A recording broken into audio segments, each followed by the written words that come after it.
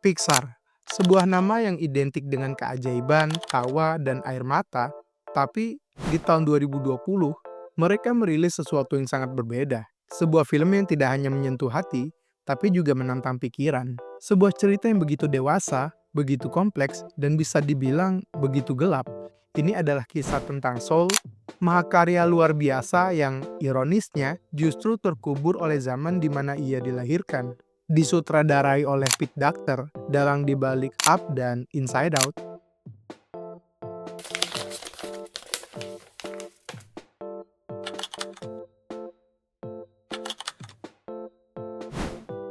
Film Soul ini memperkenalkan kita pada Joe Gardner, seorang guru musik parubaya yang impian terbesarnya adalah menjadi pianis jazz profesional. Hidupnya terasa mandek gitu-gitu aja, sampai suatu hari kesempatan emas itu datang, sebuah pertunjukan dengan legenda jazz Dorothy Williams.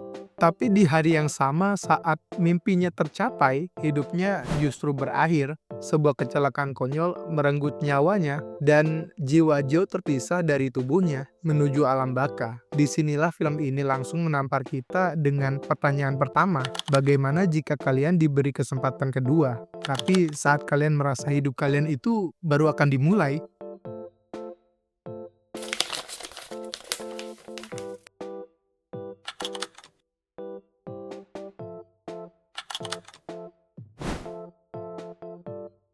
Joe Gardner menolak takdirnya dan kabur mendarat di The Great Before, sebuah seminar kosmik tempat jiwa-jiwa baru mendapatkan kepribadian mereka sebelum lahir ke bumi. Disinilah dia bertemu dengan 22, jiwa yang sinis yang selama ribuan tahun menolak untuk hidup. Pixar secara brilian memvisualisasikan konsep-konsep abstrak. The Great Before adalah tempat dunia pastel yang tenang namun steril.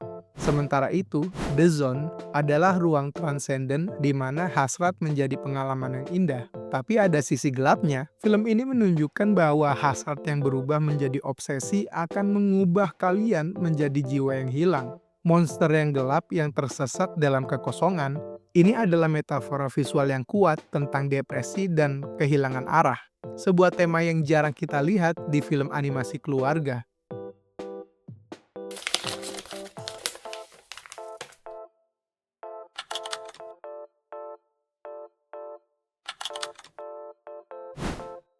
Inti dari film ini, Soul, adalah perdebatan tentang makna eksistensi manusia. Joe percaya tujuannya atau sparks-nya atau percikannya itu adalah musik jazz.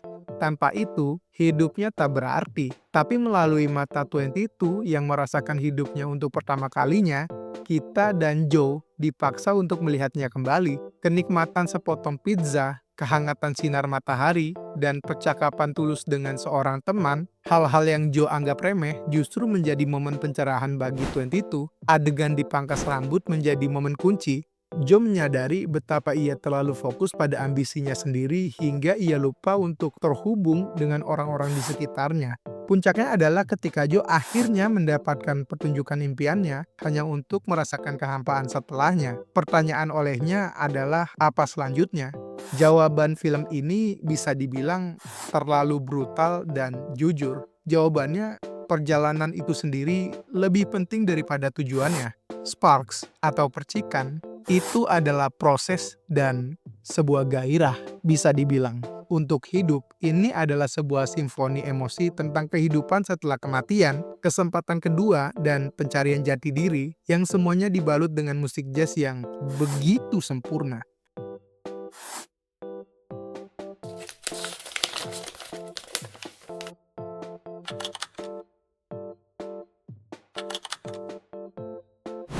Disinilah letak tragedi dari film ini. Ini adalah sebuah masterpiece, mahakarya, sebuah film yang seharusnya menjadi perbincangan global, namun dia lahir di waktu yang salah. Awalnya dijadwalkan rilis pada Juni 2020, Tetapi ketika pandemi COVID-19 memaksa penundaan ke November, sebelum akhirnya Disney memutuskan untuk melewatkan bioskop sama sekali dan merilisnya langsung di Disney Plus pada hari Natal, tanpa promosi dan iklan perilisan di bioskop, tanpa pengalaman komunal di layar lebar, film ini, Soul, seakan terkubur. Sebuah film yang begitu mendalam, yang memenangkan film animasi terbaik Oscar, Golden Globe, dan BAFTA, justru menjadi film yang paling terlupakan dalam canon modern Pixar. Ironinya, sebuah film yang pesannya adalah untuk menghargai setiap momen kecil dalam hidup, dirilis pada saat dunia sedang berhenti, terisolasi, dan kehilangan momen-momen itu. Sutradaranya sendiri, yaitu Pete Docter, berkata bahwa film ini menginvestigasi apa yang benar-benar penting dalam hidup, sebuah pertanyaan yang kita semua tanyakan pada saat itu.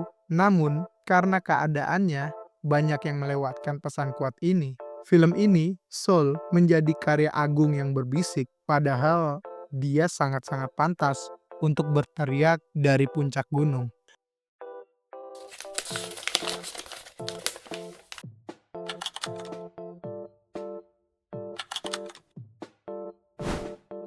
Jadi, apa warisan dari Soul? Ini adalah film Pixar yang paling berani dan mungkin paling disalahpahami. Sebuah meditasi tentang kehidupan, kematian, emosi, dan kesempatan kedua, dan dibalut dengan musik jazz yang begitu sempurna, musik yang penuh improvisasi sama seperti hidup itu sendiri. Karena perilisannya yang tidak biasa, film ini menjadi sebuah permata tersembunyi, sebuah makarya yang menunggu untuk ditemukan kembali. Film ini mengajarkan kita bahwa makna tidak ditemukan dalam satu pencapaian terbesar, tetapi dalam sebuah momen kecil yang membentuk sebuah kehidupan. Menikmati makanan, merasakan angin, ketawa bersama teman, mendengarkan musik, itu bukan sekedar hidup biasa. Ya, itu adalah hidup yang kita jalani. Dan sebuah extraordinary dari sebuah makna hidup itu sendiri.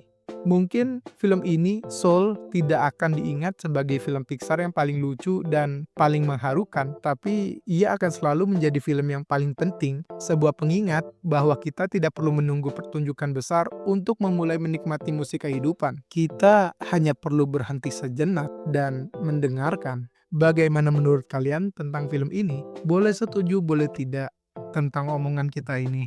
Karena selera itu sifatnya subjektif. Bisa diskusi di kolom komentar. See ya!